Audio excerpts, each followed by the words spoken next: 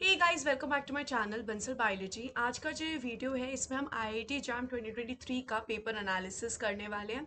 हम यहाँ पर क्वेश्चंस को सॉल्व करने वाले हैं। So let's get started with the lecture guys without any delay. ये वीडियो एक रिकॉर्डेड वीडियो है, तो आप अपने जो आंसर्स है वो ज़रूर बताइएगा कमेंट सेक्शन में, और आप अपने मार्क्स ज़रूर बताइएगा आपके कितने बन रहे हैं। तो सबसे पहले हम यहाँ पर देख लेते हैं कि इस बार बायोलॉजी में से क्वेश्चंस कितने आए थे। बायो में से टोटल 41 क्वेश्चंस थे और 72 मार्क्स के यहाँ पर बायोलॉजी से क्वेश्चन आए थे। मतलब टोटल 60 क्वेश्चंस होते हैं, 60 में क्वेश्चंस में 100 मार्क्स होते हैं। तो 100 में से 72 मार्क्स बायोलॉजी में से थे और 41 क्वेश्चंस इसमें से थे। बाकी जितने भी क्वेश्चन वगैरह बचेंगे वो पीसीएम से आएंगे। तो यहाँ पर हम फटाफट क्वेश्चंस को सॉल्व कर लेते हैं। सबसे पहला क्वेश्चन जो है वो एमसीक्यू क्वेश्चन है, प्लांट फिजियोलॉजी से है। Which one of the following is not a plant vascular system? इनमें से कौन सा प्लांट वेस्क्यूलर सिस्टम नहीं है? अब यहाँ पर फ्लोयम हमें पता है वेस्क्यूलर सिस्टम होता है, जाइलम भी हमें पता है वेस्क्यूलर सिस्टम होता है। यहाँ पर अगर हम बात करें स्टेले जो है ये भी एक वेस्कुलर सिस्टम होता है, आप देख सकते हैं प्राइमरी वेस्कुलर सिस्टम होता है ये भी। वहीं जो पेरिडर्म होता है वो यहाँ पर एक प्रोटेक्टिव टिश्यू होता है। तो यहाँ पर नॉट पूछा था तो कौन सा ऑप्शन सही होगा?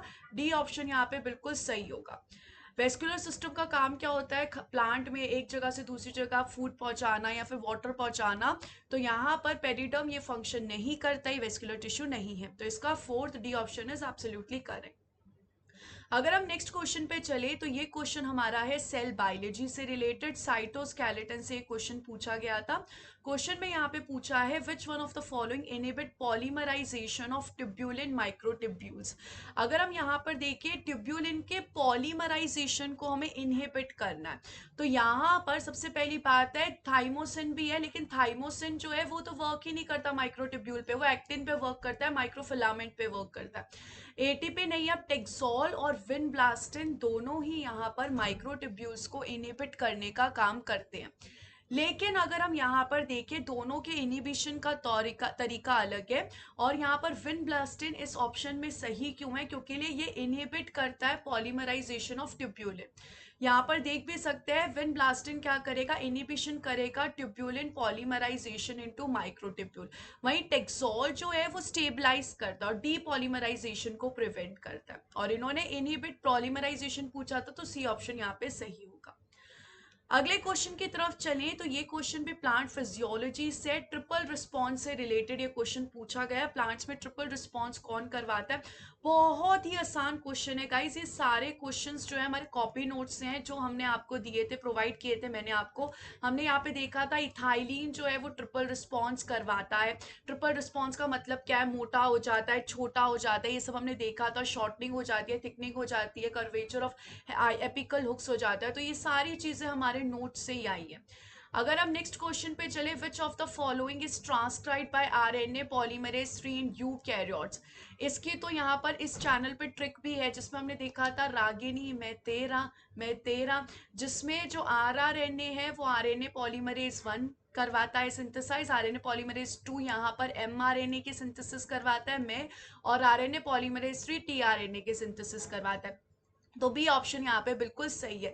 काफी सारे क्वेश्चंस तो डायरेक्ट यहाँ पर हमारे यूट्यूब वीडियो से भी आए और कॉपी नोट से तो सारे ही क्वेश्चन है। नेक्स्ट अगर हम यहाँ पे देखें विच of the following J chain, यहाँ पर कौन सा होता है, किस किस के पास जे चेन है? वंस अगेन कॉपी नोट से क्वेश्चन है हमारे। हमें पता है टोटल 5 तरीके की एंटीबॉडीज होती हैं, जिनमें से सिर्फ 2 एंटीबॉडी के पास जे चेन होती है, एक होता है आईजीए और एक होता है आईजीएम। दोनों के पास यहाँ पर जे चेन प्रेजेंट है। क्यों? क्योंकि ये डाइमर होती है, पेंटामर होते हैं, बहुत सारे वाई शेप के स्ट्रक्चर साथ में आते हैं, इसलिए यहाँ पर जे चेन प्रेजेंट होती है। once again very easy question from our notes and our YouTube channel. Next यहाँ पर देख रहे हैं which one of the following does not belong to the fresh water ecosystem? ये जो पहले वाला क्वेश्चन था ये इम्यूनोलॉजी से था। अगर हम यहाँ पर नेक्स्ट क्वेश्चन पे चले तो ये जो नेक्स्ट क्वेश्चन है ये हम बोल सकते हैं इकोलॉजी से है। कौन सा यहाँ पर फ्रेश वाटर इकोसिस्टम नहीं होता है पूछा है। तो फ्रेश वाटर यानी कि क्या? जिसमें सॉल्ट की कॉन्सेंट्रेशन कम है, यहाँ पर फ्रेश वाटर है। नदियाँ जैसे कि हमारी पॉन्ड्स, हमारे लेक्स, हमारी ये सारी चीजें आती हैं। वही अगर हम एस्चुरी की बात करें तो एस्चुरी एक ऐसी जगह होती है जहाँ पे फ्रेश वाटर जो है वो यहाँ पर सॉल्टी वाटर यानी कि सी वाटर से जाके मिल जाता है। इसका ऑप्शन क्या होगा? सी ऑप्शन होगा। बिल्कुल हमारे नोट्स में हमने ये चीज लिखी है, तो हमें यहाँ पे पता है C option is absolutely correct.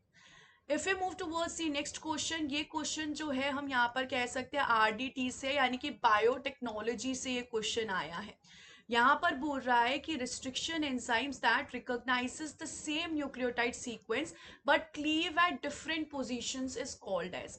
Same पे रिकॉग्नाइज करेगा, डिफरेंट पे कट करेगा, कहने का मतलब है जैसे आप यहाँ पर एग्जांपल के तौर पे देख सकते हो, दो एंजाइम यहाँ पर है, दोनों सेम सीक्वेंस को रिकॉग्नाइज कर रहे हैं, लेकिन एक कहाँ पे कट कर रहा है आप देखो और एक कहाँ पे कट कर रहा है। तो सेम सीक्वेंस को तो रिकॉग्नाइज कर रहे हैं लेकिन डिफरेंट साइड्स पे कट कर रहे हैं। तो यहाँ पर किसका ऑप्शन सही होगा? बी ऑप्शन यहाँ पर बिल्कुल सही होगा। वंस अगेन डायरेक्ट क्वेश्चन है। नेक्स्ट क्वेश्चन हमारी फेवरेट जेनेटिक्स से है। यहाँ पर इतनी जेनेटिक्स की हमने प्रैक्टिस की है, बहुत ज़्यादा क्लासेस में हमने प्रैक्टिस की है, ऊपर से इसके ऊपर वीडियो भी हमारे चैनल पे अपलोडेड है पूरी तरीके से। पेडिग्री एनालिसिस पे क्वेश्चन है। क्वेश्चन यहाँ पर बोल रहा है कि the pedigree given below shown individuals affected by chronic hypertension. जो यहाँ पर शेडेड है वो क्रॉनिक हाइपरटेंशन से सफर कर रहे हैं। आपको यहाँ पर इस इनहेरिटेंस के बारे में बताना है, कौन सी इनहेरिटेंस है। सिंपल सा है, सब लगा के देख लो। देखो यहाँ पर समझिए, मैंने यहाँ पे सबसे पहले सोचा कि x link sex link dominant है। सेक्स लिंक डोमिनेंट का मतलब क्या है कि पापा और मम्मी दोनों अफेक्टेड है, तो मुझे पेडिग्री में दिख रहा है। अगर पापा मम्मी दोनों अफेक्टेड है तो दोनों की एटलीस्ट एक एक्स क्रोमोसोम पे तो यहाँ पर वो करेक्टरिस्टिक प्रेजेंट होगा। अगर ऐसा होगा तो इनका सिर्फ एक लड़का नॉर्मल आ रहा है, बाकी इनकी लड़कियां सारी अफेक्टेड हो रही है। लेकिन इस कंडीशन में तो एक लड़की भी नॉर्मल हो रही है, तो ये कंडीशन तो हो नहीं सकती, ये कंडीशन तो गलत है। इस कंडीशन में तो एक लड़की नॉर्मल आ रही है। दूसरा, ऑटोसोमल रिसेसिव कंडीशन एक ऐसी कंडीशन है जिसमें अगर दोनों पेरेंट्स अफेक्टेड होते हैं तो सारे बच्चे अफेक्टेड होंगे, किसी को भी नहीं छोड़ा जाएगा। तो ये ऑप्शन भी गलत हो गया। नेक्स्ट यहाँ पर है सेक्स लिंक्ड रिसेसिव है। सेक्स लिंक्ड रिसेसिव में अगर दोनों मम्मी पापा अफेक्टेड है तो सारे बच्चे अफेक्टेड होते हैं, किसी को भी नहीं छोड़ा जाता, सब अफेक्टेड होंगे। तो ये भी नहीं हो सकता। हो क्या सकता है? यहाँ पर ऑटोसोमल डोमिनेंट हो सकता है कि मदर और फादर दोनों अफेक्टेड है लेकिन इनका बच्चे जो हैं वो यहाँ पर अनअफेक्टेड हो सकता है। अब ये बच्चा लड़का भी हो सकता है, ये बच्चा लड़की भी हो सकता है।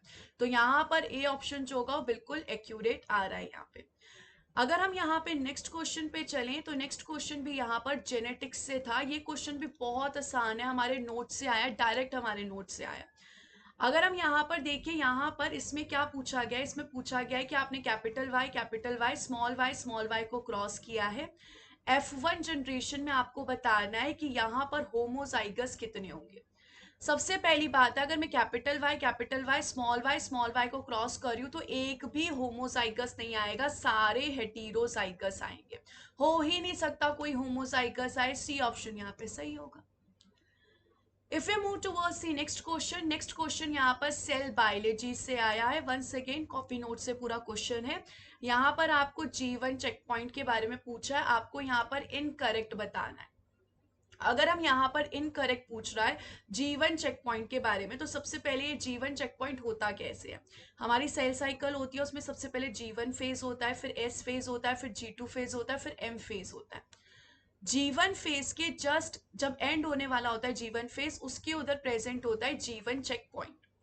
अब अगर तुम यहाँ पर देखोगे, जो यहाँ पर डीएनए सिंथेसिस जो है वो जीवन चेक पॉइंट के बाद होती है। तो जीवन चेक पॉइंट ये नहीं बता सकता कि डीएनए सिंथेसिस अच्छे से हुई है या नहीं हुई है, वो ये नहीं बता पाएगा क्योंकि वो तो उसके बाद हो रहा है ना। अब हमारी नेक्स्ट जनरेशन, हम जब मर जाएंगे उसके बाद हमारी नेक्स्ट जनरेशन कैसी आएगी हमें क्या पता।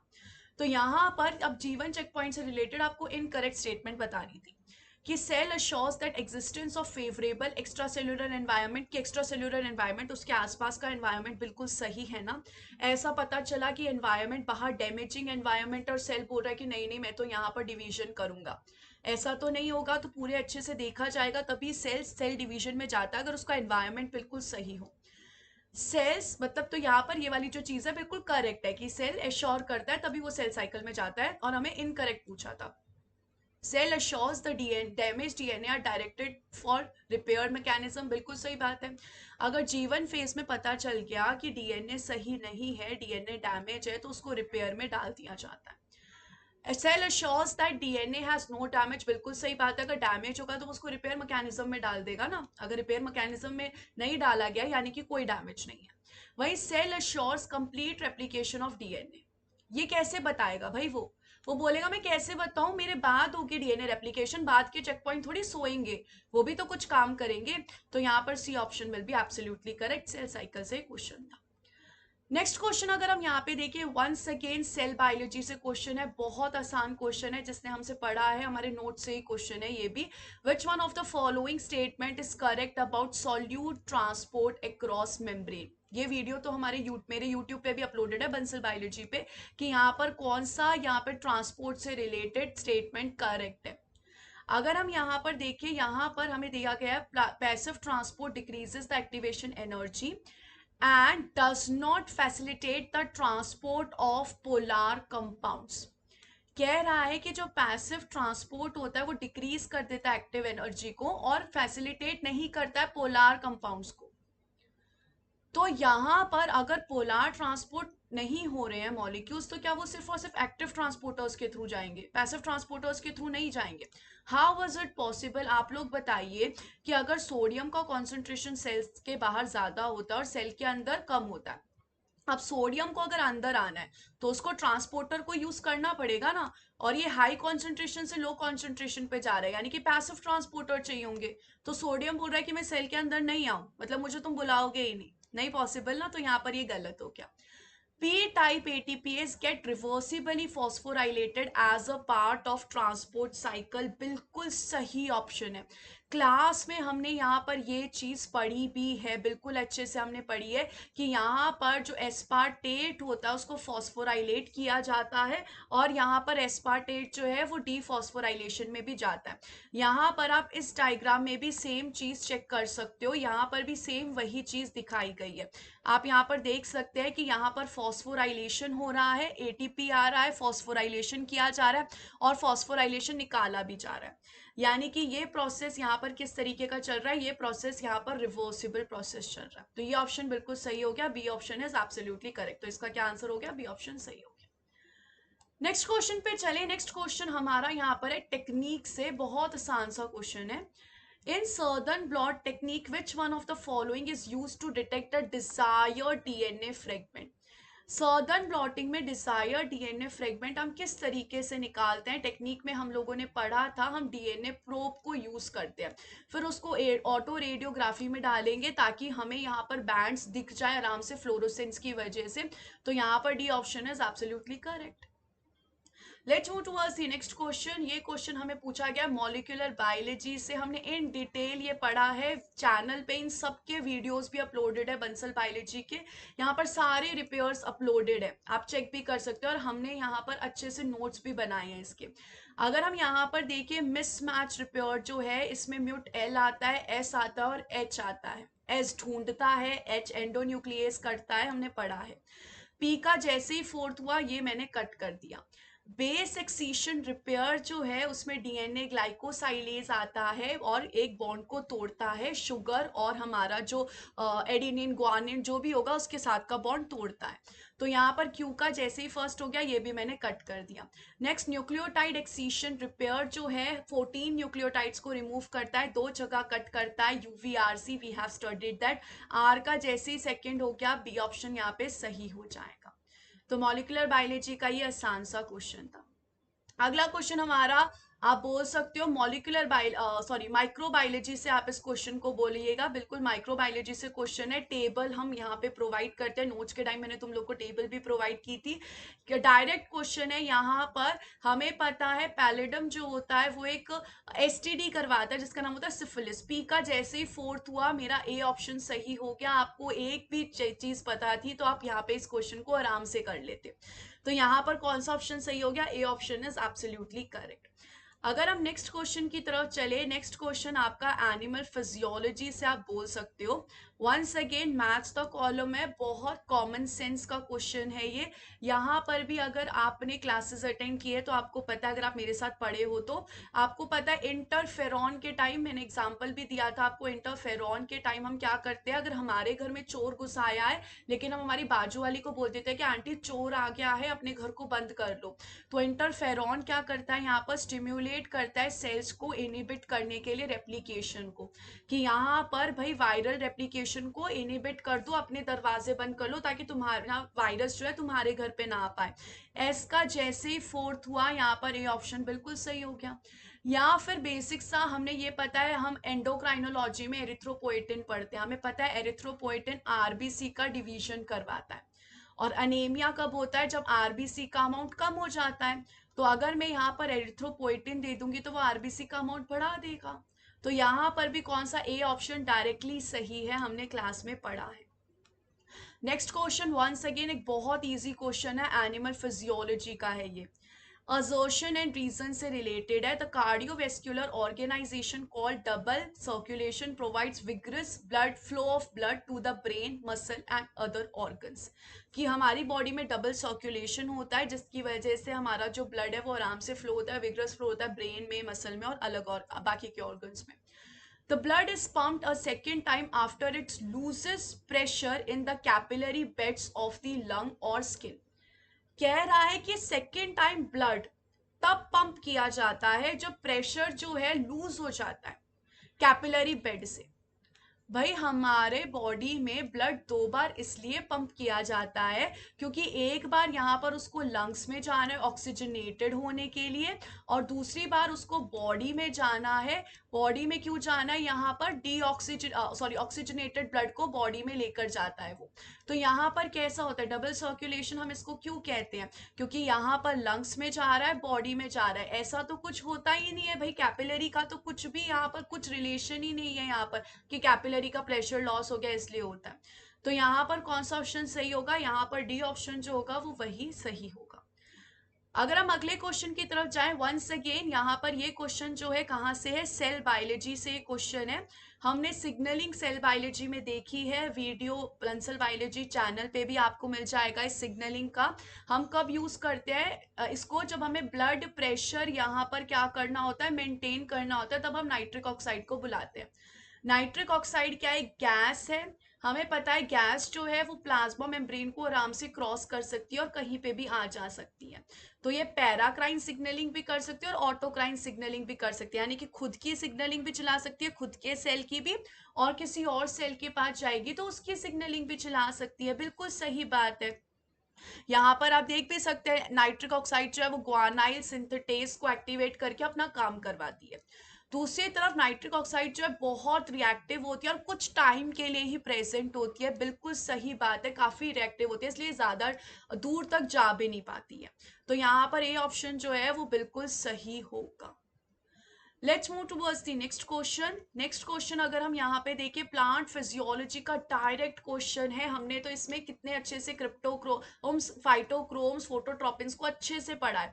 हमें पता है फोटोट्रोपिन्स जो होते हैं ब्लू लाइट की वजह से ही काम कर पाते हैं, क्रिप्टोक्रोम्स भी ब्लू लाइट की वजह से काम कर पाते हैं। और यहाँ पर इनकरेक्ट पूछा है तो ऑब्वियस सी बात है phototropins are insensitive to blue light, बिल्कुल गलत बात है। वो तो यहाँ पर बिल्कुल सेंसिटिव होते हैं, वो तो उसी की वजह से काम कर पाते हैं। तो यहाँ पर fourth option will be absolutely correct. Next question once again genetics से क्वेश्चन है, कॉन्जुगेशन से यहाँ पर ये क्वेश्चन आया है। अगर हम यहाँ पर देखिए क्वेश्चन बोल रहा है कि विच one of the following is correct in the case of conjugation of a high frequency recombination strain with F negative strain of E coli. अब यहाँ पर हाई फ्रीक्वेंसी रिकॉम्बिनेशन क्या होता है कि जब हमारा प्लाज्मिड, एक बैक्टीरिया का प्लाज्मिड उस बैक्टीरिया के क्रोमोसोम के साथ अटैच हो जाए तो हम उसको HFR कहते हैं। अब इसको हम ट्रांसफर करते हैं एक ऐसे बैक्टीरिया के पास जिसके पास क्रोमोसोम तो है लेकिन प्लाज्मिड नहीं है। तो हम ये ट्रांसफर जब करते हैं, इसका जब हम ट्रांसफर करेंगे तो उस कंडीशन में हम HFR और F नेगेटिव स्ट्रेन का हम यहाँ पर कॉन्जुगेशन बोलते हैं। अब इस कंडीशन में बोला गया है कि यहाँ पर कौन सा आपको करेक्ट लग रहा है case of conjugation. Recombination frequency is low, F factor transfer frequency is high. पहली बात, अगर रिकॉम्बिनेशन फ्रीक्वेंसी लो है, अगर यहाँ पर इन दोनों के बीच में रिकॉम्बिनेशन होगा ही नहीं, अगर एच एफ आर बनेगा ही नहीं, तो यहाँ पर हम एच एफ आर ट्रांसफर की बात ही क्यों कर रहे हैं। और यहाँ पर एच एफ आर को हाई फ्रीक्वेंसी रिकॉम्बिनेशन ही कहते हैं, तो लो वाले ऑप्शन तो हमने पहले हटा दिए। उसके बाद recombination frequency is high, F factor transfer is high, या फिर F factor transfer is low. तो अगर हम यहाँ पर देखें, यहाँ पर अगर एच एफ आर ट्रांसफर हो रहा है तो यहाँ पर हाई फ्रिक्वेंसी से वो ट्रांसफर होता है, तो यहाँ पर बी ऑप्शन जो है वो बिल्कुल सही होगा। B option is absolutely correct कि उसका जो फ्रीक्वेंसी ट्रांसफर का फ्रीक्वेंसी है वो भी यहाँ पर हाई होता है। B option is absolutely correct. Let's move towards the next question. ये क्वेश्चन बहुत ही आसान सा क्वेश्चन है माइक्रोबायोलॉजी से। हम यहाँ पर कितनी बार हमने पढ़ा है कि अगर हम डीएनए को यूज करके डीएनए की सिंथेसिस करते हैं तो उसको हम क्या बोलते हैं, डीएनए डिपेंडेंट डीएनए पॉलीमरेज। वहीं अगर हम यहाँ पर आरएनए को यूज करके आरएनए की सिंथेसिस कर रहे हैं, तो आप आरएनए पे डिपेंडेंट हो और आरएनए की सिंथेसिस कर रहे हो, तो यहाँ पर क्या होगा, आरएनए डिपेंडेंट आरएनए पॉलीमरेज। बिल्कुल आसान सा क्वेश्चन था ये, हमारे नोट्स से बिल्कुल इजी सा क्वेश्चन है, वीडियो इसके ऊपर भी अपलोडेड है, आप लोग चेक कर सकते हैं। नेक्स्ट, हार्डी वेनबर्ग की सारी ट्रिक्स आप लोगों को सिखाई हुई है कि आप लोगों को किस तरीके से इसके क्वेश्चन सॉल्व करने हैं।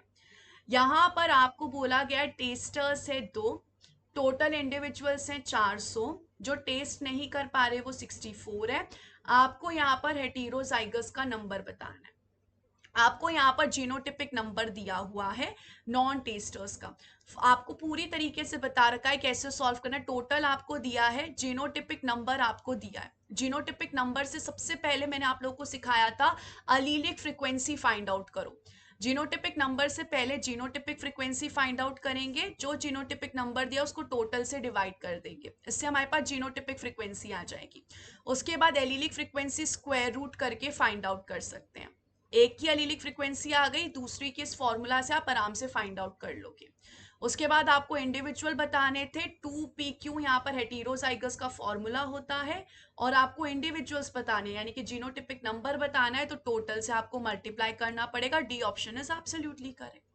पूरी चीज हमने अच्छे से देखी हुई है हमारी क्लासेस में। नेक्स्ट क्वेश्चन, यहाँ पर इम्यूनोलॉजी का इतना आसान सा क्वेश्चन है, जब इम्यूनोलॉजी पढ़ाते हैं तो दूसरी तीसरी क्लास में ही बता देते हैं ये तो, कि क्लास 2 एमएचसी मॉलिक्यूल जो है वो एपीसी के पास होते हैं, एंटीजन प्रेजेंटिंग सेल्स के पास होते हैं। एंटीजन प्रेजेंटिंग सेल्स मेकअप करते हैं, याद होगा आप लोगों को, मेकअप करता है एंटीजन प्रेजेंटिंग सेल्स। तो एंटीजन प्रेजेंटिंग सेल्स जो है वो एमएचसी को दिखाते हैं, किसको शो करते हैं, टी सेल्स को शो करते हैं, टी सेल्स को चिढ़ाते हैं, टी सेल्स को बोलते हैं देख देख मेरे पास यहाँ पर MHC2 मॉलिक्यूल प्रेजेंट है। और टी सेल्स यहाँ पर बिल्कुल एक्टिवेट हो जाता है, गुस्सा हो जाता है और चीजों को एक्टिवेट करने लग जाते हैं। तो टी सेल शो नहीं करता, टी सेल यहाँ पर टी सेल को शो किया जाता है, टी सेल एक्सप्रेस नहीं करता है, टी सेल को दिखाया जाता है कि देख हमारे पास ये है। तो यहाँ पर ए ऑप्शन जो है वो बिल्कुल सही होगा। अगर हम आगे बढ़े नेक्स्ट क्वेश्चन पे चलें, तो next question once again genetics का क्वेश्चन है, बहुत ही आसान सा क्वेश्चन है। A genetic linkage map represents that. Genetic linkage map हम कितनी बार देखते हैं कि भाई मैंने बोला ए और बी के बीच में समझो 10% यहाँ पे रिकॉम्बिनेशन फ्रीक्वेंसी हो रही है, और बी और सी के बीच में समझो 20% रिकॉम्बिनेशन फ्रीक्वेंसी हो रही है, और ए और सी के बीच में समझो 30% हो रही है। तो ए सबसे नजदीक किसके है, बी के है, क्योंकि इन दोनों के बीच में रिकॉम्बिनेशन कम हो रहा है, और बी और सी दूर है, और ए और सी सबसे दूर है। ऐसे क्वेश्चंस हम कितनी बार क्लास में करते हैं। तो यानी कि हमें जेनेटिक लिंकेज मैप क्या बताता है, रिलेटिव लोकेशन बताता है। हमें यहाँ पर ये बताता है कि रिलेटिव लोकेशंस क्या क्या है जीन की। क्या वो फिजिकल डिस्टेंस बताता है, नहीं, फिजिकल डिस्टेंस के लिए हमारे पास फिजिकल मैप है, ये हमें सिर्फ और सिर्फ रिलेटिव लोकेशन बताता है। नेक्स्ट क्वेश्चन अगर हम यहाँ पे देखें, मॉलिक्यूलर बायोलॉजी का बिल्कुल आसान सा क्वेश्चन है। आपके पास टेबल है, जिसने मेरे से नोट्स बनाए हैं उनको पता है, टेबल है आपके पास। डायरेक्ट क्वेश्चन था नोट्स से। टेट्रासाइक्लिन जो होता है वो क्या करता है, टेट्रासाइक्लिन यहाँ पर 30s सब यूनिट से आके बाइंड कर देता है और बोलता है मैं आने ही नहीं दूंगा अमाइनो असाइड टीआरएनए को। आप बुला लो, कितना भी बुला लो, मैं आने ही नहीं दूंगा उसको। तो यहाँ पर क्या होगा, D option is absolutely correct. Let's move to the next question. Next question हमारा यहाँ पर आ रहा है इवोल्यूशन से। यहाँ पर इस क्वेश्चन में आपको दिए गए हैं ह्यूमन बर्थ से रिलेटेड इतने सारे बच्चे थे जिनका बर्थ देखा गया और मोड ऑफ सिलेक्शन आपको बताना है कि क्या है। देखिए हमारे पास 3 मोड ऑफ सिलेक्शन रहते हैं। एक यहाँ पर रहता है डिसरप्टिव, जिसमें या तो बहुत कम वेट वाले को चूज किया जाता है और उसी के साथ साथ बहुत ज्यादा वेट वाले को भी चूज किया जाता है, मतलब दोनों एक्सट्रीम को चूज किया जाता है। स्टेबलाइजिंग वाले में बिल्कुल जो सेंटर वाले होते हैं उनको चूज किया जाता है और डायरेक्शनल में एक तरफ चूज किया जाता है। अब इस ग्राफ को अगर हम पूरा करें, लगभग अगर मैं इस ग्राफ को पूरा बनाने की कोशिश करूं, तो यहाँ पर मुझे जितना समझ में आ रहा है, ये यहाँ पर इसकी वैल्यू किस तरफ आएगी, लगभग इसकी वैल्यू यहाँ पर सेंटर में आ रही है। सेंटर में इसकी वैल्यू बढ़ रही है, यानी कि ये कैसा होना चाहिए, स्टेबलाइजिंग होना चाहिए। यहाँ पर अगर हम इस ग्राफ को कंटिन्यू करके देखें तो ये यहाँ पर स्टेबलाइजिंग होना चाहिए। तो यहाँ पर इसका सी ऑप्शन विल बी मेरे हिसाब से बिल्कुल सही होना चाहिए। Next question once again cell biology का क्वेश्चन है, बिल्कुल आसान सा क्वेश्चन है, एमएसक्यू क्वेश्चन है। एमएसक्यू मतलब एक से ज्यादा ऑप्शन सही है। आपको यहाँ पे बताना है टीलोफेज से रिलेटेड, सही 11th क्लास से पढ़ते हुए आते हैं हम टीलोफेज के बारे में, और सेल साइकिल तो इतने अच्छे से पढ़ते हैं हम लोग, हमारे नोट्स में इतने अच्छे से बना रखी है। सेल साइकिल में आपको करेक्ट बताना है, daughter chromosomes are yet to form. अरे भाई डॉटर क्रोमोसोम तो एनाफेज के बाद तुरंत फॉर्म हो जाती है, एनाफेज में क्रोमोसोम्स अलग हो जाते हैं और डॉटर क्रोमोसोम्स तैयार है। तो यहाँ पर ये तो गलत है, वो तो बन गए। न्यूक्लियर मेम्ब्रेन डिसअपियर थोड़ी होती है, रीअपियर होती है, वो तो तैयार है वापस से आने के लिए। डिवीजन ऑफ साइटोप्लाज्म होता है, बिल्कुल सही, क्योंकि अब सेल्स को अलग होना है, साइटोकाइनेसिस करना है। और न्यूक्लियर एनवलप जो होता है वही मैंने कहा कि फिर से बनने लग जाएगा। तो यहाँ पर सी और डी ऑप्शन बिल्कुल सही है। बहुत आसान सा क्वेश्चन था, आराम से आप कर सकते थे, नोट से था अपने। Next question once again animal physiology का बहुत आसान सा क्वेश्चन है। यहाँ पर आपको हाइपर वेंटिलेशन के बारे में पूछा गया। हाइपर वेंटिलेशन यानी कि आप जल्दी ब्रीथ कर रहे हो और डीपली ब्रीथ कर रहे हो, तो उसमें क्या क्या होने के चांसेस है। बहुत आसान से नोट्स हैं हमारे कि जब हाइपर वेंटिलेशन होती है उस टाइम पे यहाँ पर हमारी बॉडी जो ऑक्सीजन को फटाफट फटाफट लिए जा रही है और कार्बन डाइऑक्साइड को निकाले जा रही है, निकाले जा रही है, निकाले जा रही है। अब यहाँ पर ऑक्सीजन का अमाउंट इंक्रीज होगा, कार्बन डाइऑक्साइड का अमाउंट डिक्रीज होगा। अब हमें पता है अगर हमारी बॉडी में कार्बन डाइऑक्साइड होता है तो वो प्रोटोन बनाता है, लेकिन अगर कार्बन डाइऑक्साइड ही कम हो रहा है तो प्रोटोन भी कम हो रहा है। और प्रोटोन और पीएच का तो रिलेशन ही इनवर्स है। प्रोटोन अगर यहाँ पर कम हो रहे हैं तो पीएच यहाँ पे इंक्रीज हो रहा है, तो यहाँ पर ये भी होगा। तो यहाँ पर सारे ऑप्शंस बिल्कुल सही होंगे। आसान सा क्वेश्चन था, ये भी एकदम एमएसक्यू क्वेश्चन था। अगर हम यहाँ पर नेक्स्ट क्वेश्चन पे चलें तो नेक्स्ट क्वेश्चन थोड़ा सा अटपटा है। यहाँ पर जो लैंग्वेज दी हुई है वो थोड़ी सी अटपटी है। तो यहाँ पर हम अपने तरीके से एक बार इसको फिर भी समझने की कोशिश करते हैं। इकोलॉजी का वैसे ही क्वेश्चन है। A species of fish living in a lake are separated by drying up of the lake into 2 separate lakes. कह रहा है कि यहाँ पर एक लेक थी जो कि सेपरेट हो चुकी है 2 लेक्स में। ठीक है, यहाँ पर ये एक लेक नंबर 1 बन गई, यहाँ पर लेक नंबर 2 बन गई। After several hundred of years of separation the two groups are unable to mate. ये जो दोनों ग्रुप्स है मेट नहीं कर पा रहे हैं। समझो पहले यहाँ पर दोनों ही स्पीशीज कैसी थी, यहाँ पर पहले सब साथ साथ रहते थे, सही बात है। तो यहाँ पर पहले सारे के सारे इस तरीके से रेड कलर की फिशेस थी फॉर एग्जाम्पल। अब यहाँ पर दोनों अलग जगह पे रह रहे, दोनों का जियोग्राफिकल एरिया अलग है, तो इसमें समझो अलग तरीके के म्यूटेशंस हो गए। इसमें समझो इस तरीके से ब्लू ब्लू कलर के डॉट्स आ गए, और इसमें समझ लेते हैं कि अलग तरीके से म्यूटेशंस हो गई है, इसमें समझो ग्रीन ग्रीन ग्रीन कलर के डॉट डॉट आ गए। तो ये अलग यहाँ पे बन चुके हैं, ये अलग यहाँ पे स्पीशीज बन चुकी है। These groups are now considered to be different। ये जो लाइन है बहुत अटपटी सी है। These groups are now considered to be different। अब ये ग्रुप है, ये डिफरेंट कैसे है ये पूछना चाहते हैं, या क्या एग्जैक्टली ये पूछना चाहते हैं। लैंग्वेज मुझे तो क्लियर नहीं हो रही है ठीक से। लेकिन मैं जितना समझ पा रही हूँ कि अगर यहाँ पर इन्होंने बात किया कि एक जो लेक है वो दो में टूटी है और ये दोनों अब एक दूसरे से मेट नहीं कर पा रहे हैं, तो ऑब्वियस सी बात है यहाँ पे स्पीसीएशन तो हुआ होगा, स्पीशीज तो यहाँ पर नहीं बनी होगी। ये स्पीशीज जैसा कि मैंने कहा अलग तरीके की बन गई है, ये स्पीशीज अलग तरीके की बन गई है, तो यहाँ पर ऑब्वियस सी बात है स्पीशीज नहीं बनी होगी। अब अगर यहाँ पर स्पीशीज नहीं बनी है, न्यू स्पीशीज बनी है, तो न्यू स्पीशीज की वजह से ऑर्गेनिजम्स भी तो नए बने हैं। यहाँ पर अलग तरीके के ऑर्गेनिज्म है, अब यहाँ पर अलग तरीके के ऑर्गेनिज्म है, भले ही दोनों फिशेज हैं लेकिन अब यहाँ पर इसके पास ब्लू कलर के डॉट्स हैं, इसके पास ग्रीन कलर के, तो ये दोनों अलग है। तो ऐसे ऑर्गेनिजम्स भी होना चाहिए, और ऑर्गेनिज्म मिला के ही, ऑर्गेनिजम्स जब मिलते हैं तभी एक पॉपुलेशन बनता है। तो यहाँ पर ए सी डी सही होना चाहिए, लेकिन स्टिल इस क्वेश्चन की लैंग्वेज की वजह से हम इसको स्टार मार्क करके रख सकते हैं कि जब यहाँ पर आंसर की आएगा तभी हम इसका शॉर्ट करेंगे। तो आपने जो भी आंसर दिया हो उसको, इस क्वेश्चन को अपने जो इतने भी मार्क्स आप काउंट करेंगे उसमें मत काउंट करिएगा, क्योंकि लिए इसका थोड़ा सा लैंग्वेज अजीब है। अगर हम यहाँ पे नेक्स्ट क्वेश्चन पे चले, नेक्स्ट क्वेश्चन हमारा यहाँ पर आता है पीसीआर से। पीसीआर हमारा आ जाता है टेक्निक में। क्वेश्चन पूछा गया which of the following is are essential features of high fidelity DNA polymerase used in PCR. यहाँ पर भी आपका क्वेश्चन ये एमएसक्यू है। पीसीआर में हाई फिडेलिटी के लिए आप क्या यूज, मतलब जो पॉलीमरेज चेन रिएक्शन में जो आप डीएनए पॉलीमरेज यूज करते हो उनके फीचर्स क्या क्या होते हैं। तो यहाँ पर अगर हम उनके फीचर्स में देखें तो सबसे पहली बात है एंडोन्यूक्लियस एक्टिविटी तो होती ही नहीं है हमारे डीएनए पॉलीमरेज के पास। अब यहाँ पर तीन फीचर्स बचते हैं, तो इन फीचर्स में से सबसे एक इंपॉर्टेंट फीचर्स तो है कि उसके पास ऑप्टिमम टेम्परेचर तो होना ही चाहिए। ऑब्वियसली बात है कि वो हाई टेम्परेचर पे वर्क करना चाहिए। अब यहाँ पर अगर हम फिडेलिटी की बात करें तो इसका मतलब क्या है कि यहाँ पर लो एरर रेट होना चाहिए, हाई एक्यूरेसी होनी चाहिए और रेप्लीकेशन अच्छा खासा चलना चाहिए।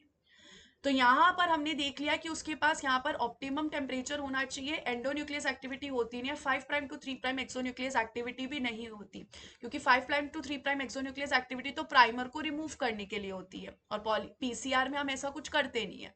तो यहाँ पर उसके अलावा 3' to 5' एक्सोन्यूक्लियस एक्टिविटी होनी चाहिए, क्योंकि इस कंडीशन में हम यहाँ पर क्या करेंगे, रिमूवल करेंगे अगर गलती से गलत न्यूक्लियोटाइड ऐड हो गया तो, और वो हमें मदद करेगी लो एरर रेट में और हाई डिग्री ऑफ एक्यूरेसी में। तो यहाँ पर ए ऑप्शन और सी ऑप्शन जो है वो सही हो जाना चाहिए। नेक्स्ट क्वेश्चन जो है वो सेल बायोलॉजी से रिलेटेड है, एपोप्टोसिस से रिलेटेड है। यहाँ पर इतना अच्छे से हम लोगों ने एपोप्टोसिस पढ़ा है, बंसल बायोलॉजी चैनल पे भी अपलोडेड है कि एपोप्टोसिस क्या होता है। एपोप्टोसिस में सेल की ब्लैबिंग होती है, इस तरीके से सेल की ब्लैबिंग होती है। सेल की ब्लैबिंग होती है इस वजह से क्योंकि साइटोस्केलेटन टूट जाता है, डीएनए न्यूक्लियस सब कुछ फ्रेगमेंट्स में टूट जाता है। और एपोप्टोसिस की एक बात बहुत अच्छी है कि वो आसपास वालों को नुकसान नहीं पहुंचाता है, वो श्रिंक होता है, बर्स्ट नहीं होता है। तो यहाँ पर वो श्रिंक नहीं होगा, बर्स्ट नहीं होता है, और सॉरी वो स्वेल नहीं होगा, वो बर्स्ट नहीं होगा, वो श्रिंक होगा। तो यहाँ पर क्या क्या सही होगा, ए बी और डी सही होगा। नेक्स्ट क्वेश्चन अगर हम यहाँ पर चलें तो ये क्वेश्चन भी हमारा टेक्निक से है। यहाँ पर बोला है कि ऑलिगो न्यूक्लियोटाइड से रिलेटेड आपको सही बताना है कि आप ऑलिगो न्यूक्लियोटाइड को कहाँ यूज कर सकते हो, कैसे कर सकते हो। ऑलिगो न्यूक्लियोटाइड क्या होता है, शॉर्ट सीक्वेंस होते हैं डीएनए आरएनए के, छोटे छोटे से सीक्वेंस होते हैं सिंथेटिक, जो आप लैब में बनाते हो। अब उनको आप क्यों यूज करते हो, chemical synthesis x tends the DNA chain from 5' to 3' and yes हम इनको यूज कर सकते हैं शुरुआत करने के लिए, ताकि यहाँ पर इनकी ये सिंथेसिस कंटिन्यू कर सके डीएनए पॉलीमरेज, क्योंकि डीएनए पॉलीमरेज तो स्टार्ट नहीं कर सकता। अगर हम इन ऑलिगो न्यूक्लियोटाइड को स्टार्ट में ऐड कर दें तो यहाँ पर जो हमारी सिंथेसिस है वो हो पाएगी। साइड डायरेक्टेड म्यूटाजेनेसिस हम इनको यूज करके करवा सकते हैं। हम इनको प्रोब की तरह यूज कर सकते हैं, अभी सर्दन ब्लॉटिंग में ही देखा था हमने, थोड़ी देर पहले क्वेश्चन आया था। 3' to 5' तो डीएनए एक्सटेंड ही नहीं होता है, तो यहाँ पर डी ऑप्शन तो नहीं हो सकता, तो यहाँ पर एबीसी सही होगा। अगला question one second plant physiology का बिल्कुल आसान सा क्वेश्चन है, वीडियो बंसल बायोलॉजी चैनल पे अपलोडेड है इसका भी। ज्यादातर जो क्वेश्चंस इसमें से आए हैं वो हमारे यूट्यूब चैनल पे बंसल बायोलॉजी पे अपलोडेड है ये, और बाकी जो है हमने अच्छे से नोट्स बना रखे हैं, तो सब आपके नोट्स से ही आया। यहाँ पर क्वेश्चन है, एक यहाँ पर साइंटिस्ट थे जिनका नाम था एंगलमैन, उनसे रिलेटेड ये क्वेश्चन है। इन्होंने कहा आपके पास कुछ बैक्टीरिया हैं जो कि ऑक्सीजन की प्रेजेंस में ग्रो होते हैं। तो यहाँ पर आपको बताना है कि कहाँ पे सबसे ज्यादा ऑक्सीजन ऑक्सीजन होगा, जिसकी वजह से ज्यादातर जो बैक्टीरिया है वो वहीं पे आएंगे। क्योंकि देखो, बैक्टीरिया अगर ऑक्सीजन को यूज कर रहे हैं तो बैक्टीरिया कहाँ जाएंगे, जहां पे सबसे ज्यादा ऑक्सीजन होगी। और ऑक्सीजन सबसे ज्यादा कहाँ पे होती है, जहां पे फोटोसिंथेसिस होती है, हमें पता है फोटोसिंथेसिस में ऑक्सीजन रिलीज होता है। अब हमारे इन साइंटिस्ट ने एक्सपेरिमेंट किया था और उस एक्सपेरिमेंट में इन्होंने बहुत अच्छे से बताया था कि यहाँ पर ब्लू लाइट और रेड लाइट के आसपास यहाँ पर क्या होगा, सबसे ज्यादा यहाँ पर फोटोसिंथेसिस चलेगी। यानी कि 400 नैनोमीटर से लेके 500 नैनोमीटर और 600 नैनोमीटर से 700 नैनोमीटर में। तो यहाँ पर ये ऑप्शन जो है बिल्कुल सही है, आराम से ये क्वेश्चन किया जा सकता था, कोई दिक्कत नहीं होनी चाहिए थी। अगला क्वेश्चन जो है ये यहाँ पर आया है इवोल्यूशन से। ये क्वेश्चन यहाँ पे पूछ रहा है कि which of the option represents the evolutionary relationship between bird and bat wings for flying. इन दोनों में यहाँ पर आपको इवोल्यूशनरी रिलेशनशिप बताने हैं। तो अगर हम यहाँ पर इनके बेस्ट इसके ऑप्शंस में जाएं तो बेस्ट ऑप्शंस यहाँ पर इसका हो सकता है कि यहाँ पर जो बर्ड और बैट है, दोनों ही यहाँ पर इनको उड़ने के लिए यूज करें। उड़ने के लिए मतलब एनालॉगस स्ट्रक्चर है, क्योंकि एनालॉगस का मतलब क्या होता है, आप सेम फंक्शन परफॉर्म कर रहे हो। और यहाँ पर अगर हम देखें, दोनों यहाँ पर कैसे आ रहे हैं, डिफरेंट जगह से आ रहे हैं। एक यहाँ पर कैसा है, मैमल से, और एक यहाँ पर कैसा है, एव से। तो उस हिसाब से हम यहाँ पर बोल सकते हैं कि इनका क्या हुआ है, इनका क्या यहाँ पे होगा, कन्वर्जेंस हुआ होगा, जिसकी वजह से यहाँ पर ये आए हैं। तो ए और डी ऑप्शन जो है इसका मोस्ट एक्यूरेटली ए और डी ऑप्शन ही यहाँ पे सही जाएगा, कि यहाँ पर ये जो है कन्वर्ट जो है दोनों उड़ने का लिए यूज कर रहे हैं। और वैसे अगर हम यहाँ पे देखें, एक ए से और एक यहाँ पर मैमल से आया है, तो यहाँ पर क्या होगा, ए और डी ऑप्शन जो है वो सही होना चाहिए। नेक्स्ट क्वेश्चन, अब हम यहाँ पर पहुंच चुके हैं एनएटी पे। नेक्स्ट क्वेश्चन यहाँ पर लीनियर टेट्रापेप्टाइड से रिलेटेड है। आपके पास 4 अमाइनो एसिड है। आपको यहाँ पर क्या करना है, the number of possible unique combination of linear tetrapeptide that can be made from 4 different amino acid using each amino acid only once. आपको यहाँ पर 4 अमाइनो एसिड की एक पॉलीपेप्टाइड बनानी है, तो टेट्रापेप्टाइड बनानी है। टेट्रापेप्टाइड आपको बनानी है, और शर्त यहाँ पर क्या है कि यहाँ पर जो each amino acid only once in the chain, यानी कि ये जो है रिपीट नहीं होना चाहिए। समझिए, मैंने कहा ए बी सी डी है तो एक ही बार ए बी सी डी आना चाहिए, उसके बाद ए सी बी डी आ सकता है, ए बी डी सी आ सकता है, इस तरीके से आ सकता है। तो इसको हम कैलकुलेट करने का बहुत सिंपल सा तरीका होता है।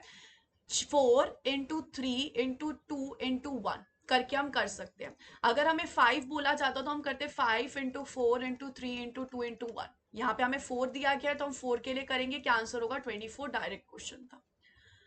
अगला क्वेश्चन अगर हम यहाँ पे देखें, यहाँ पर वंस अगेन बायोटेक से बिल्कुल इजी सा क्वेश्चन है। आपके पास एक रिस्ट्रिक्शन एंडोन्यूक्लियस है जो कि रिकॉग्नाइज कर रहा है 3 बेसिस को। Assuming random arrangement of nucleotide, the probability that this endonuclease will cut a piece of DNA is। यहाँ पर क्या बोल रहा है कि 3 बेसेस हैं, 3 बेस को एक रिस्ट्रिक्शन एंजाइम पहचानता है। समझो GAC को पहचानता है, GAT को पहचानता है, किसी को भी पहचानता है। अब प्रोबेबिलिटी क्या है कि ये हमारे डीएनए को आके कट करेगा। सिंपल सा है, हमने यहाँ पर देखे हैं टोटल हमारे पास 4 न्यूक्लियोटाइड होते हैं, 4 न्यूक्लियोटाइड होते हैं। अब यहाँ पर ये किसको कट कर रहा है, ये यहाँ पर 3 न्यूक्लियोटाइड को आके कट कर रहा है। अब समझो ये एक स्पेसिफिक सीक्वेंस को पहचानता है, GAT को। तो यहाँ पर 4 न्यूक्लियोटाइड में से G के यहाँ पर आने के चांसेस कितने हैं, 1। सिमिलरली 4 न्यूक्लियोटाइड में से A के आने के चांसेस है 1, T के आने के चांसेस भी है 1, तो 1/64 होगा। लेकिन इन्होंने यहाँ पर क्या कहा है कि आपको यहाँ पर प्रोबेबिलिटी बतानी है और डेसिमल में आपको आंसर देना है। तो यहाँ पर मैंने 1/64 करके पूरा आंसर हमने निकाला है। तो इस तरीके से हम यहाँ पे इसको सॉल्व कर सकते थे। वंस अगेन हमारे नोट्स से ये क्वेश्चन है, नोट्स में हमने पढ़ा हुआ है। नेक्स्ट क्वेश्चन बिल्कुल डायरेक्ट है, the net number of molecules NADH जो होते हैं ग्लाइकोलाइसिस में एरोबिक कंडीशन में कितने होते हैं। बिल्कुल डायरेक्ट क्वेश्चन है, हमें पता है यहाँ से जो साइकिल है हमारी 2 बार चलती है, तो यहाँ पर टोटल 2 NADH मिलते हैं, यहाँ पर 2 बिल्कुल सही होगा। नेक्स्ट क्वेश्चन यहाँ पर वंस अगेन हमारे प्रॉपर नोट से है। यहाँ पर आपसे पूछा गया है, आप देख सकते हैं कि आपके पास 50 न्यूक्लियोटाइड है, 1 मिनट में यहाँ पर रेट ऑफ ट्रांसक्रिप्शन हो रहा है, 1 मिनट में 50 न्यूक्लियोटाइड ऐड किए जा रहे हैं। एक अमाइनो एसिड का आपको वेट दिया गया है, आपको टोटल प्रोटीन का वेट दिया गया है, और आपसे पूछा गया इस प्रोटीन को बनाने के लिए सॉरी इस प्रोटीन को नहीं, time taken for the synthesis of RNA, मतलब इस प्रोटीन को बनाने के लिए जो आरएनए हमें चाहिए था उस आरएनए की सिंथेसिस के लिए कितना टाइम लगा। क्या कह रहा है कि जो हमारे पास प्रोटीन है वो जिस आरएनए से हमने बनवाया है उस आरएनए को बनाने के लिए कितना टाइम लगा होगा। तो यहाँ पर बिल्कुल सिंपल सी बात है, देखिए हमें यहाँ पर न्यूक्लियोटाइड दिए हुए हैं, एक अमाइनो एसिड का मॉलिक्यूलर वेट है, पूरे प्रोटीन का मॉलिक्यूलर वेट है। तो सबसे पहले हम यहाँ पर देख लेते हैं कि इस पूरे प्रोटीन में कितने अमाइनो एसिड्स हैं। तो वेट को हम डिवाइड कर सकते हैं टोटल वेट डिवाइडेड बाय 1 का। तो मुझे पता चल गया टोटल अमाइनो एसिड है 1000। एक अमाइनो एसिड को बनाने के लिए 3 न्यूक्लियोटाइड लगते हैं। आरएनए जो है न्यूक्लियोटाइड का बना होता है, और एक प्रोटीन को, एक अमाइनो एसिड को बनाने के लिए 3 न्यूक्लियोटाइड लगते हैं।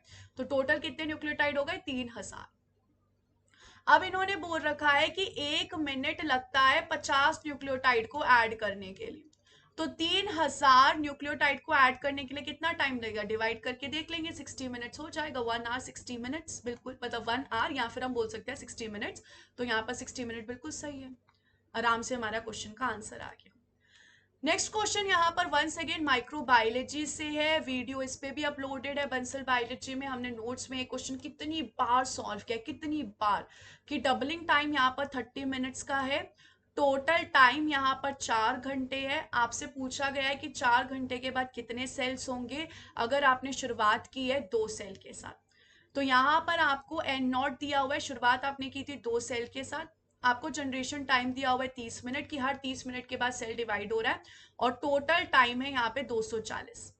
दो सिंपल से फॉर्मूले होते हैं, N T is equal to N nought into 2 की power N and G is equal to T by N. सबसे पहले हम यहाँ पर n को फाइंड आउट कर लेंगे, हमारे पास टोटल टाइम है, g का टाइम है, हम n को फाइंड आउट कर लेंगे। n क्या होता है? नंबर ऑफ जनरेशन, कि यहाँ पर कितनी जनरेशन चली। एक बार हमारे पास ये जनरेशन आ गई तो ये फॉर्मूला लगा के हम आराम से पता लगा लेंगे 512। पूरा डिटेल्ड हमने ये पढ़ रखा है अच्छे से।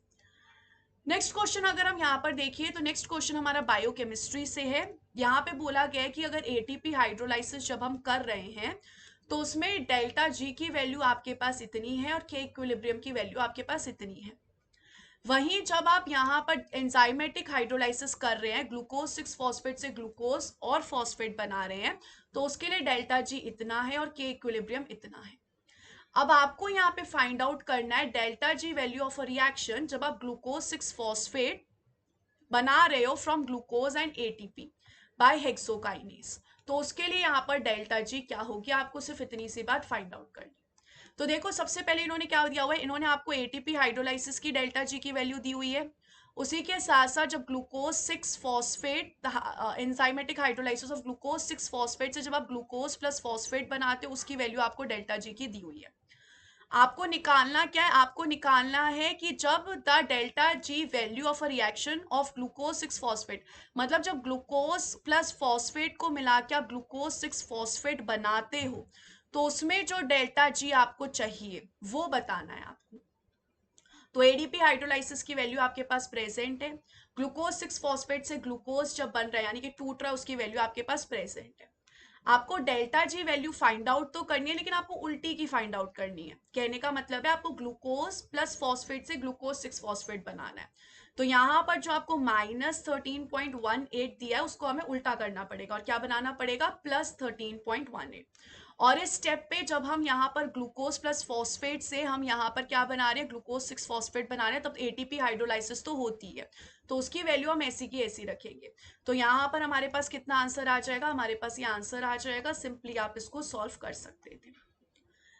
नेक्स्ट क्वेश्चन के पास अगर हम चले तो कॉम्पिटिटिव इनहिबिटर से रिलेटेड आपका ये क्वेश्चन है। आपको के एम और वी मैक्स की वैल्यू दी हुई है, आपको के आई की वैल्यू दी हुई है, आपको वी नॉट की वैल्यू यहाँ पर फाइंड आउट करनी है, आपको यहाँ पर सबस्ट्रेट की कॉन्सेंट्रेशन दी हुई है और आपको कॉम्पिटिटिव इनहिबिटर की कॉन्सेंट्रेशन भी दी हुई है। आपको फाइंड आउट क्या करना है, वी नॉट की वैल्यू फाइंड आउट करनी।